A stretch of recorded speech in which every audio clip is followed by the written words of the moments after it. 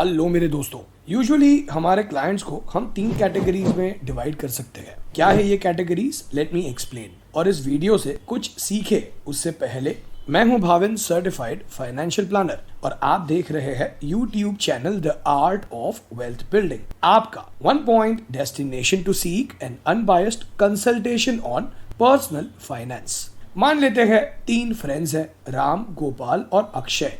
इन तीनों की income almost same ही है, इनकी एजुकेशन क्वालिफिकेशन भी सेम है और इनके मंथली एक्सपेंसेस भी ऑलमोस्ट सेम ही है। अब राम की एक हैबिट है कि उसे जो भी चीज पसंद आती है वो उस चीज को तुरंत परचेज कर लेता है अपने क्रेडिट कार्ड पर और उस अमाउंट की EMI करवा लेता है।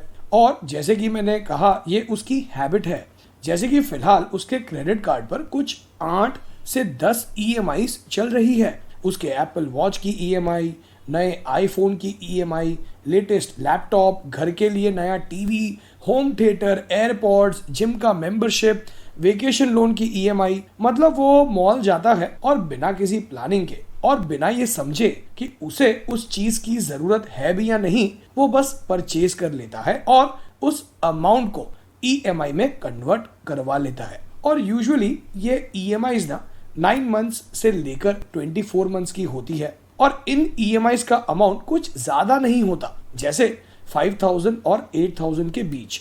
तो ये EMIs जल्दी से खत्म होती जाती है और उस दौरान राम कुछ नए परचेजेस करते जाता है और इन EMIs की अमाउंट बहुत ज्यादा बड़ी ना होने की वजह से उसे इतना ज्यादा इम्पैक्ट भी नहीं होता और वो इजीली मैनेज कर लेता है। हाँ, लेकिन एक बात है कि EMIs भरने के चक्कर में वो कुछ ज्यादा पैसे इन्वेस्ट नहीं कर पाता अपने फ्यूचर फाइनेंशियल गोल्स के लिए, जैसे कि रिटायरमेंट, बच्चों की हायर एजुकेशन, घर खरीदना वगैरह वगैरह। राम अपने फ्यूचर में होने वाली इनकम को एडवांस में ही कंज्यूम कर लेता है क्योंकि उसे लगता है कि उसकी इनकम फ्यूचर में स्टेबल ही होगी और वो अपने अनलिमिटेड डिजायर्स को फुलफिल करता रहेगा और उन्हें EMI या बाय नाउ पे लेटर में कन्वर्ट कर सकता है। अब इस कैटेगरी के लोगों के लिए हम कह सकते हैं कि राम कैश फ्लो ओरिएंटेड इंसान है और अनफॉर्चुनेटली ज्यादातर लोग ना जिन्हें हम कंसल्ट करते हैं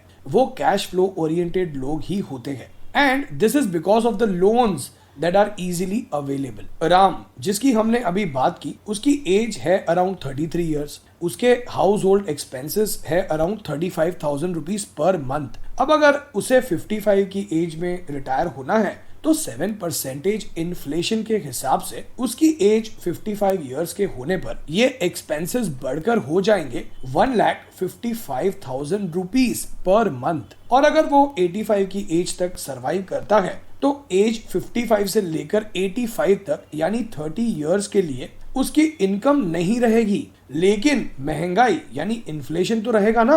विच मीन्स कि अगर उसे इन्फ्लेशन एडजस्टेड रिटायरमेंट प्लान करनी है तो उसे उसकी एज 55 के होने तक करीब 5 करोड़ रुपीस इकट्ठा करने होंगे। और यही नहीं, उसके 2 बच्चे हैं, 6 इयर्स और 4 इयर्स के, यानी आज से 14 इयर्स और 16 इयर्स बाद जब उसके बच्चे 20 इयर्स के होंगे तो आज का 25 लाख रुपीस के हिसाब से राम को अपने बड़े बेटे के लिए 1 करोड़ रुपीस और छोटी बेटी के लिए 1 करोड़ 14 लाख रुपीस देने होंगे उनकी हायर एजुकेशन के लिए। अब सिर्फ रिटायरमेंट और बच्चों की एजुकेशन के लिए ही उसे 7 करोड़ रुपीस चाहिए होंगे। बचे और गोल्स जैसे घर खरीदना, उसका तो कोई ठिकाना ही नहीं है। लेकिन राम आज में जी रहा है और इसी वहम में है कि 1-2 करोड़ रुपए मिल गए तो उसकी लाइफ सेट हो जाएगी। और जब राम के दोस्त गोपाल ने उससे कहा कि भाई you need a financial planner जो तुझे फाइनेंशियल प्लान बना कर देगा, तो राम ने कहा कि भाई मैं तो वैसे ही थोड़ा बहुत इन्वेस्ट करता हूँ मेरे दोस्त की फ्री एडवाइस लेकर, मुझे प्लानर की क्या जरूरत है। आई एम श्योर कि आप राम की तरह नहीं सोचते, और अगर आप अपना पर्सनल फाइनेंशियल प्लान बनवा कर ये समझना चाहते हैं कि आपको फ्यूचर में कितने पैसे चाहिए होंगे अपने पर्सनल फाइनेंशियल गोल्स अचीव करने के लिए और आपको अभी से क्या करना होगा, तो व्हाट्सएप कीजिए इस नंबर पर अपना पर्सनल फाइनेंशियल प्लान बनवाने के लिए। अब गोपाल की बात करें तो वो राम की तरह नहीं सोचता। गोपाल का फोकस इस बात पर नहीं है कि वो कितना कमा रहा है, लेकिन वो इस बात पर फोकस कर रहा है कि वो कितना अमाउंट सेव और इन्वेस्ट कर पा रहा है। विच मीन्स कि Gopal is net worth focused but Ram is cash flow focused. अब ऐसा नहीं है कि गोपाल अपनी लाइफ एंजॉय नहीं करता, लेकिन वो खर्चा करने से पहले उस खर्चे को प्लान करता है और जरूरत की चीजों पर ही अपना पैसा खर्च करता है और उस अमाउंट को अक्यूमुलेट करता है खर्चा करने से पहले। गोपाल अननेसेसरी लोन्स को अवॉइड करता है एज वो थोड़ा अनकंफर्टेबल हो जाता है ये सोचकर कि फ्यूचर में अगर इनकम नहीं रही या रिड्यूस हो गई तब क्या होगा। Let me share one example जो मैंने पर्सनली एक्सपीरियंस किया है। अब कुछ दिनों पहले मुझे पता चला कि हमारी जो कुक है उनके पास उनके गांव में करीब 50 लाख रुपीस का लैंड है और उनकी बेटी सीए की पढ़ाई कर रही है। और यही नहीं, मुंबई में छोटा ही सही उनका अपना घर है जिस पर कोई लोन नहीं है। अब आई एम श्योर कि उसकी इनकम राम जितनी तो नहीं होगी, लेकिन शायद उनकी नेट वर्थ राम जितनी या शायद राम से ज्यादा की ही होगी। प्लस उनकी वांट्स भी काफी कम है और उनकी लाइफस्टाइल भी काफी सिंपल है। अब आप ही मुझे कमेंट करके बताइए कि इन दोनों में से ज्यादा रिच कौन है, राम जो ज्यादा कमा रहा है या कुक जिसकी इनकम तो कम है लेकिन नेट वर्थ काफी ज्यादा है। सो ये है दो categories, number 1 cash flow oriented and number 2 net worth oriented.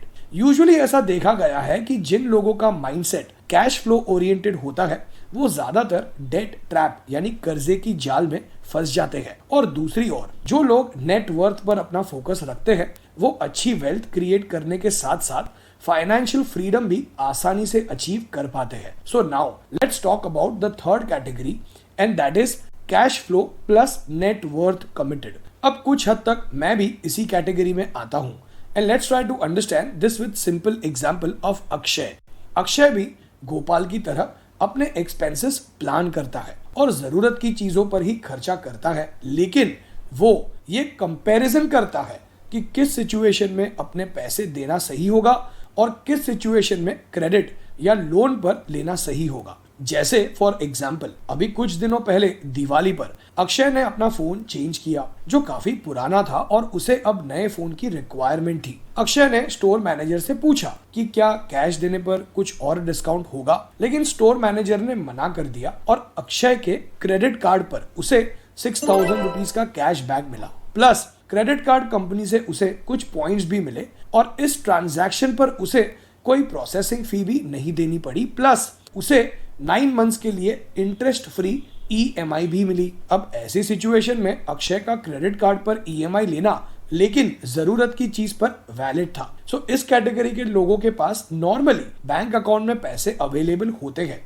लेकिन फिर भी कई बार लोन लेना उनके लिए थोड़ा प्रॉफिटेबल होता है। सो अक्षय ना ही तो राम की तरह अननेसेसरी लोन्स लेता है और ना ही वो हमेशा गोपाल की तरह हर बार कैश देता है। उसका डिसीजन सिचुएशन पर डिपेंड करता है। सो फ्रेंड्स, कमेंट करके बताइए मुझे कि आप किस कैटेगरी में बिलोंग करते हैं, net worth oriented, cash flow oriented या फिर बोथ। अगर आप हमारे चैनल पर अपलोड हुए और भी ऑलमोस्ट 300 वीडियोस देखकर अपना पर्सनल फाइनेंस से रिलेटेड नॉलेज बढ़ाना चाहते हैं तो आप ऊपर इस आई बटन पर क्लिक करके उन वीडियोस को देख सकते हैं। अगर आप हमारे इस channel the art of wealth building पर वीडियो पहली बार देख रहे हैं और अब तक आपने चैनल को सब्सक्राइब नहीं किया है तो मैं आपको चैनल सब्सक्राइब करने का इनविटेशन देता हूं। हम हर वेडनेसडे और संडे एक वीडियो अपलोड करते हैं जिन्हें देखकर आप अपना पर्सनल फाइनेंस से रिलेटेड नॉलेज बढ़ा सकते हैं। आप हमारी वेबसाइट theartofwealthbuilding.com पर भी विजिट कर सकते हैं और आप हमें इंस्टाग्राम पर the art of wealth building search करके भी फॉलो कर सकते हैं। और हाँ, अगर आप अपना पर्सनल फाइनेंशियल प्लान बनवा कर ये समझना चाहते हैं कि कैसे आप अपने पर्सनल फाइनेंशियल गोल्स अचीव कर सकते हैं और आपको अभी से क्या करना होगा, तो व्हाट्सएप कीजिए इस नंबर पर अपना पर्सनल फाइनेंशियल प्लान बनवाने के लिए। और इस वीडियो को एंड तक देखने के लिए और अपना कीमती समय देने के लिए आपका बहुत बहुत धन्यवाद।